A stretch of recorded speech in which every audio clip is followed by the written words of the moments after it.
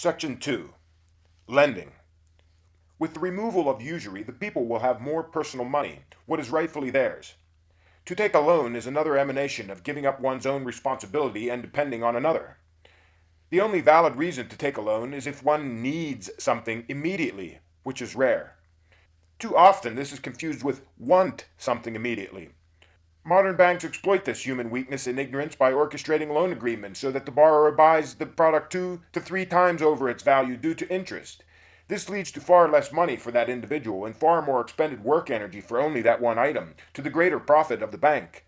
Currently, over 75% of the entire U.S. population holds some type of debt, adding up to over $12.8 trillion, 9.7 trillion of which is just mortgages.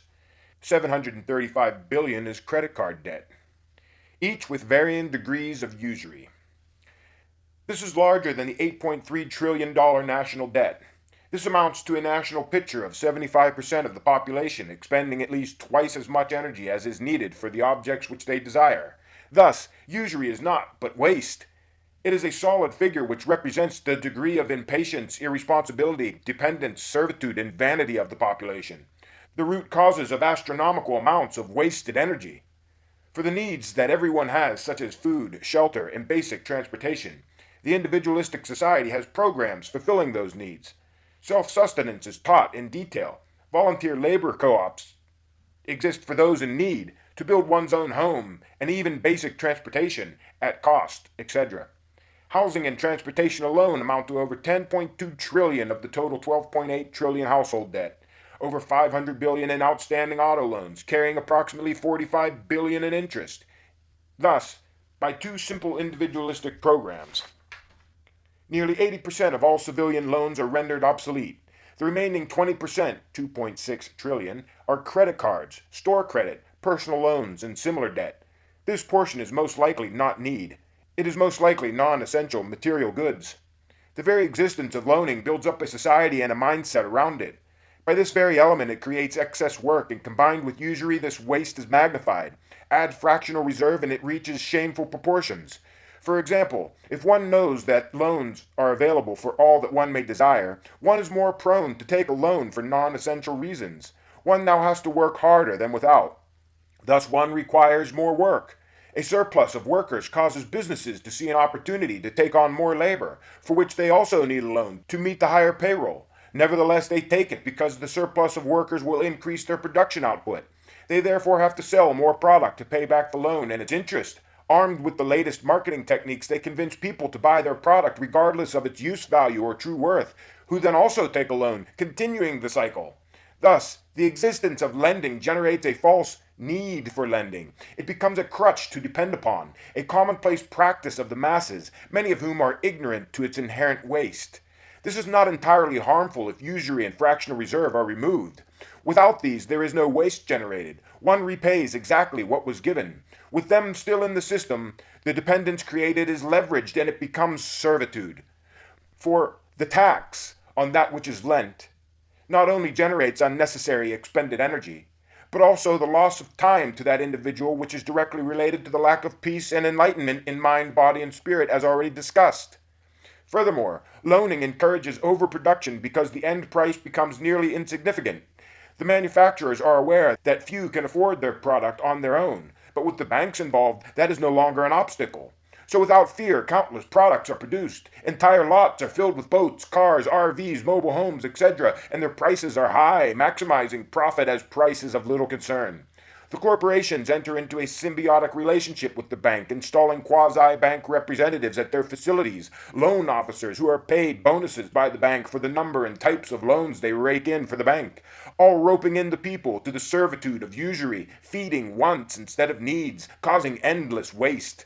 Accordingly, people lose track of essentials and get caught in vanity, vain action, irresponsible and impatient motives whose collective end result is a massive waste of energy which only taxes society and eventually the globe. But this is not the extent of the waste of usury. Of the 5.3 million outstanding mortgages, 1.7 million of them now face foreclosure. That is about 1 out of every 3 mortgage loans ending in a homeless individual or family who most likely spent many years making payments. All of that money is lost, wasted, or as the individualists describe it, stolen. Same with the 1.3 million auto repossessions on average auto loans of $23,800, or about 6% of every auto loan. Entire markets of need suppliers spring up around foreclosures and repossessions, which themselves use energy, thus are an energy cost on wasted energy. This is utterly intolerable to the individualist, and it is still not the full extent of the waste. To illustrate, a bank loans to a buyer on fractional reserve for a $100,000 house for 30 years at 6%.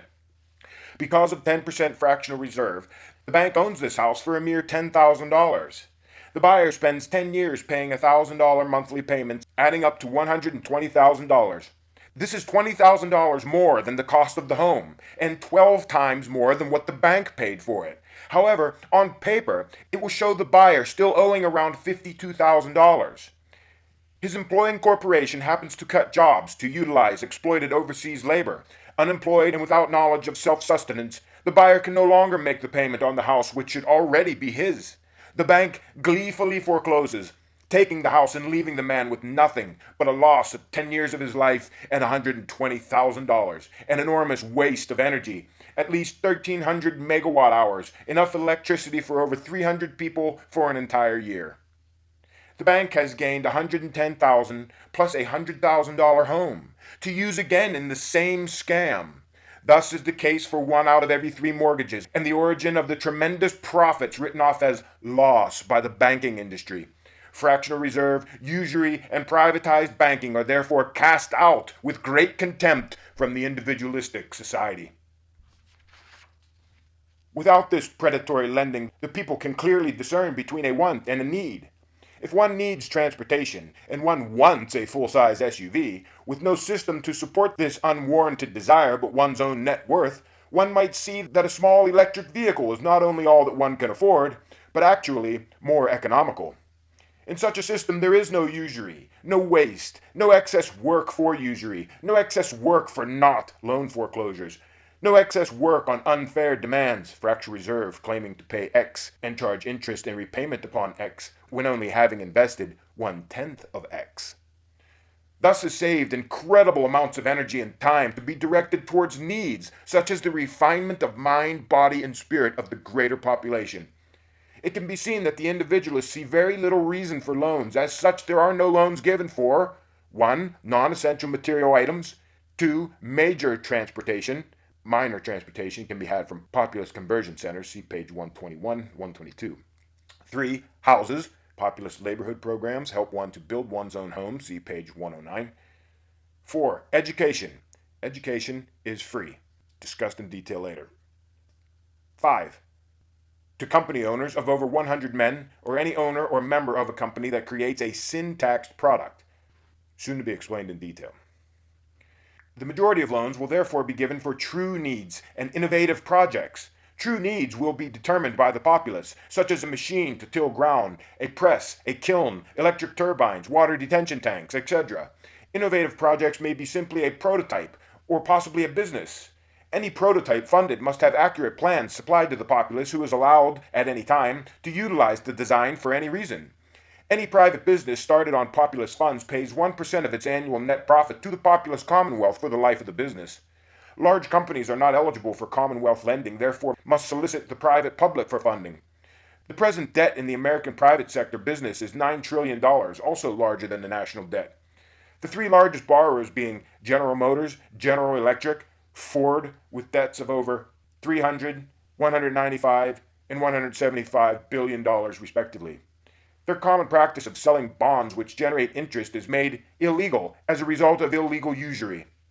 This is not to say that a private entity cannot lend money. It simply cannot charge interest for it.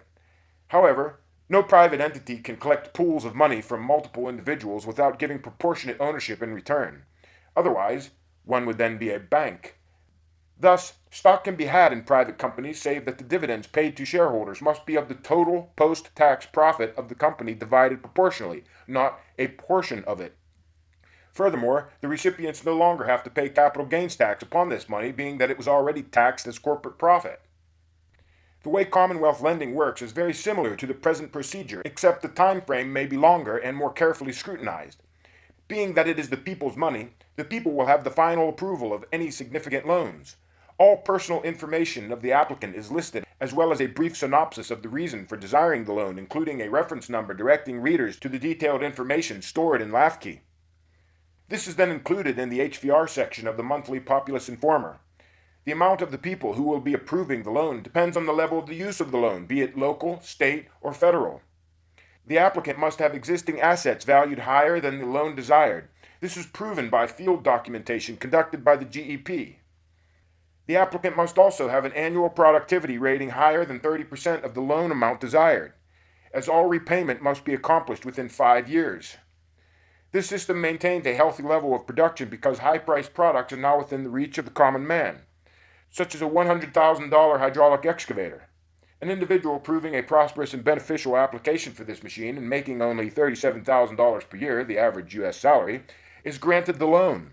The individual repays $20,000 per year at $1,667 per month, a mere $67 over the present average mortgage payment. Thus, many individuals who once would never consider such products are now a substantial market. With this access, coupled with the time induced by self-sufficiency, the number of well-thought-out innovative products checked by society will soar. The aspiring scientist suddenly has an entire lab. The starving artist now has a studio. The backyard mechanic now has a garage. The tinkering metalworker now has a shop. The hobby biodiesel maker becomes the local refinery. Dreams become reality. Innovation and inspiration reach record heights. The breakthroughs in all science and arts propel the society into a new level of understanding. This is the individualistic vision. The loan obligation in the individualistic society is much more serious. There is no repossession, nor is there default. If these existed, one could easily abuse such a generous system. By agreeing to the loan, one locks oneself into fulfillment. If one's own method of acquiring the funds to pay the amount fails, that one is placed into a labor force at an allotted rate until the loan is paid. One can also volunteer for the labor force and list that it is the initial method of loan repayment. Either way, this fact will be a significant deterrent for exploitation of the system and greatly increase the forethought of taking loans initially. One should feel great guilt for late payments on money that was lent without usury or fractional reserve, for it is pure generosity of the fellow man. In such a case, the lender is actually lending 100% of the amount and not 10%, as do the present-day lenders who use the guilt of good souls to get their unwarranted usury figured upon 10 times the value of what they actually lent.